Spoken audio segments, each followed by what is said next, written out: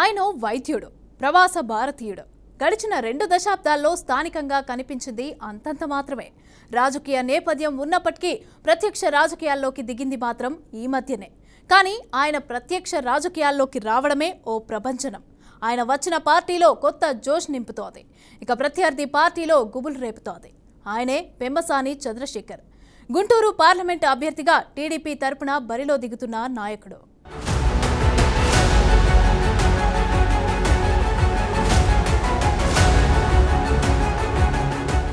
విదేశాల్లో వైద్య, వ్యాపార రంగాల్లో స్థిరపడ్డ పెమ్మసాని చంద్రశేఖర్ మొదటి నుంచి తెలుగుదేశం పార్టీ అభిమాని.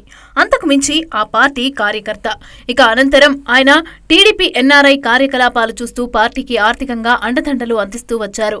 రాష్ట్ర విభజన తర్వాత పెమ్మసాని చంద్రశేఖర్ ఏపీలోని నరసాపురం సీటు ఆశించి రాష్ట్రానికి వచ్చారు. అయితే రాజకీయ పరిస్థితుల నేపథ్యంలో పార్టీ వేరే వారికి సీటు కేటాయించింది. దీంతో ఆయన తిరిగి విదేశాలకు వెళ్లిపోయారు. ఈ ఎన్నికల్లో పార్టీని విజయపథాన నడిపించే క్రమంలో భాగంగా టీడీపీ అధిష్టానం గతంలో నిరాశపరిచిన పెమ్మసాని చంద్రశేఖర్ ను విదేశాల నుంచి పిలిచి మరీ వచ్చే ఎన్నికల్లో సీటిచ్చింది. ఇక సేవా కార్యక్రమాల ద్వారా ఆయనకున్న పేరు కలిసొస్తుందని పార్టీ భావిస్తోంది. చేస్తున్న కార్యకలాపాలు కూడా కలిసొస్తాయని పార్టీ భావించింది.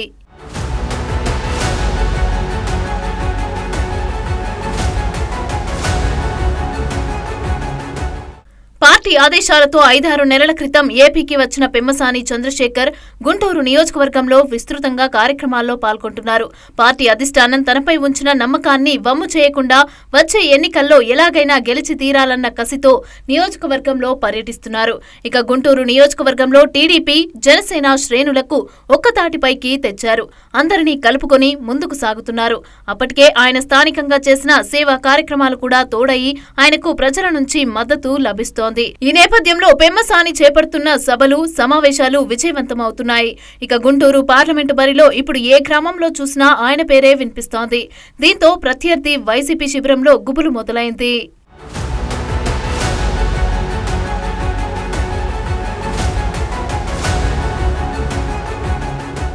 5 ఏళ్ల పాటు ఏపీలో అధికారంలో ఉన్న పార్టీ, అందులోనూ స్థానికంగా వేలాది మంది నాయకులు, కార్యకర్తలను కలిగిన పార్టీ పెమ్మసాని విసురుతున్న సవాల్తో ఆలోచనలో పడింది. తన పని తాను సైలెంట్ గా చేసుకుని పోతున్న పెమ్మసాని చంద్రశేఖర్ వైసీపీ శిబిరంలో నిద్ర లేకుండా చేస్తున్నారు. ఆయన దాటికి తట్టుకోలేని పార్టీ ఇప్పుడు బలపడుతున్న తీరుపైన పరిశీలన చేస్తోంది. టీడీపీ అభ్యర్థి పెమ్మసాని వేస్తున్న ఎత్తులకు పై ఎత్తులు వేయాలని ఆలోచన చేస్తోంది. అయితే ఇప్పటికే చంద్రశేఖర్ గుంటూరు నియోజకవర్గంలో బలంగా పాతుకుపోయారు. ప్రజల్లో మంచి గుర్తింపు తెచ్చుకున్నారు. సర్వేలు సైతం పెమ్మసాని వైపు మొగ్గు చూపుతున్నాయి.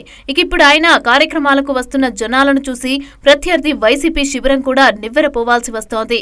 పెమ్మసాని సభలకు అంతగా జనం ఎందుకు వస్తున్నారు? ఆయన భారీగా డబ్బులు ఖర్చు పెడుతున్నారా? మనము ఖర్చు చేస్తున్నాంగా, మరి మనకెందుకు అంతగా జనాలు రావటం లేదని వారికి వారే ప్రశ్నించుకుంటున్నారు.